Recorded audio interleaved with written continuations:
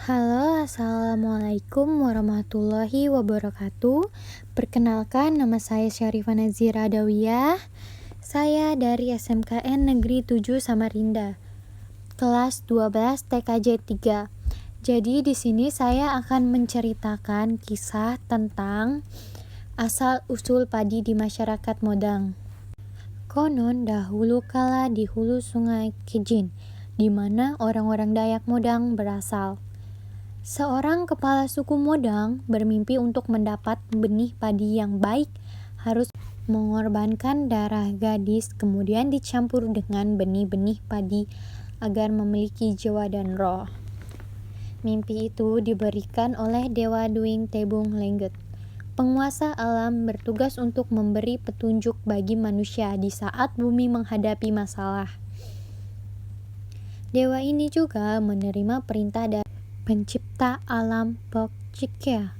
Mereka memerintahkan manusia untuk membuat upacara buang sial yang kemudian dikenal dalam tradisi Modang sebagai Penhwa. Upacara ini dimaksud juga sebagai bersih diri dan kampung dari ancaman dan kutukan dari dewa-dewi yang mengancam kehidupan warga. Upacara Penhwa dilaksanakan karena dipicu oleh kejadian aneh di komunitas Dayak Modang. Selama 5 tahun mereka tidak memproduksi pangan. Setiap menanam padi tumbuh ilalang, pisang merubah menjadi pisang hutan, tebu menjadi rumput gajah. Kepala kampung komunitas Modang yang dikenal dengan Wangpit Petung mengumumkan dan memerintahkan kepada seluruh warga tentang pelaksanaan Penghwa. Selama 5 tahunan, warga yang tak bisa memproduksi padi ladang mereka mengonsumsi sagu dan gula aren untuk membantu dalam memenuhi kebutuhan makan sehari-hari. Sang kepala suku Modang merelakan dirinya untuk di Penghwa dengan meminta kepala warga untuk membuat 15 ruas bambu yang panjangnya sekitar 4 meter. Lalu dia naik dan diikat lalu diputar kiri 7 kali dan kanan 8 kali. Setiap kali putaran dia menenggelamkan dalam air beberapa saat. Setelah Penghwa, upacara selanjutnya adalah persiapan menanam benih atau yang dikenal dengan Nguitplai, memanggil roh dewi. Syaratnya adalah perempuan yang dicampur dengan benih yang dimaksudkan untuk memberi roh kepada padi. Keluarga kepala suku Dayak Modang harus merelakan putrinya yang cantik untuk dibunuh, bernama Longdiang Leung, untuk diambil dagingnya, darahnya dicampur dengan benih padi.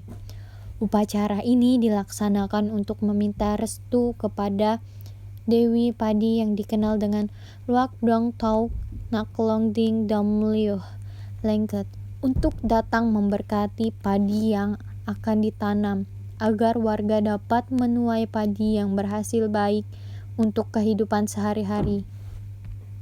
Saat masih upacara ini berlangsung, ketika para penariwan atau hudok mengait roh padi dari kayangan di 4 penjuru angin untuk hadir di tempat upacara agar padi mereka dipastikan tidak rusak lagi.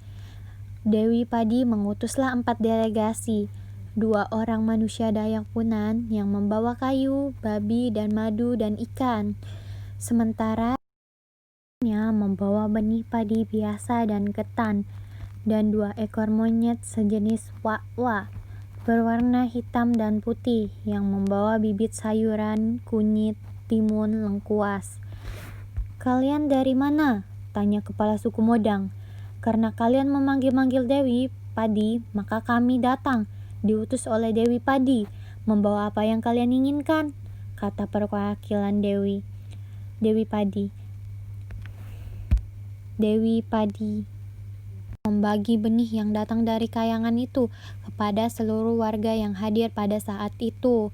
Benih padi yang sebesar biji salak itu diberikan 2/3 kepada keluarga yang kemudian dicampur dengan benih yang lainnya untuk seterusnya ditanam. Ketika itu langsung pulang dan mulai menanam benih-benih tersebut di ladang masing-masing, dan ternyata padi mereka tumbuh subur. Mulai saat itu semua tanaman kembali seperti semula. Padi semulanya sebesar biji salak, lambat laun mengecil seperti biasa. Warga merasa riang karena ladang-ladang mereka lebih subur.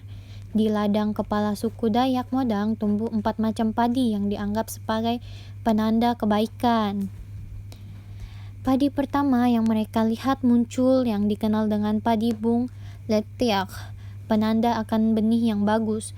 Benih yang kedua muncul, hewe kuakai, tangkai buah rotan. Benih ini sebagai penanda kualitas hidup akan meningkat. Padi ketiga, hewenya in, padi ini sebagai penanda usaha akan berhasil mencapai rezeki mudah. Dan yang keempat, padi Plaitejuk, padi paling tinggi atau yang dikenal sebagai Raja Padi, sebagai penanda warga sehat dan panjang umur. Setelah 4 macam padi itu tumbuh matang, warga mencabut sampai ke akar-akarnya. Kemudian dibawa ke kampung, lalu mereka membuat upacara besar-besaran. Mereka pesta selama 7 hari 7 malam dengan menyembelih binatang seperti babi dan ayam.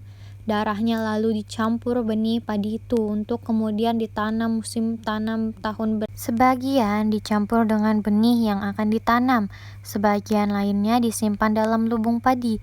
Hingga kini orang-orang Modang jika akan menanam benih selalu dicampur dengan darah, minimal darah ayam jago.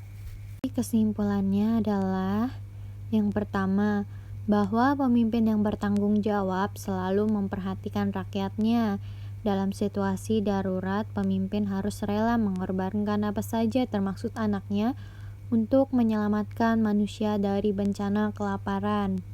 Yang kedua, manusia harus menghargai padi, jangan merusaknya seperti lahan padi yang diubah dan dirusak untuk kepentingan ekonomi sesaat.